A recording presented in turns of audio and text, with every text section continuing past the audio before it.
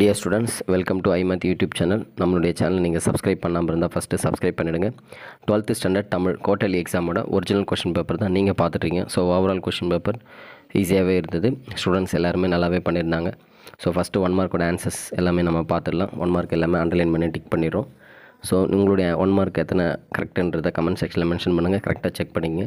Overall நீங்கள் 90க்கு எவ்வளோ mark எடுப்பீங்கன்றதையும் comment செக்ஷனில் மென்ஷன் பண்ணுங்கள். உங்களுக்கு எக்ஸாம் எப்படி இருந்தது, ஈஸியாக டஃப்பான்றது கமெண்ட் செக்ஷனில் மென்ஷன் பண்ணுங்கள்.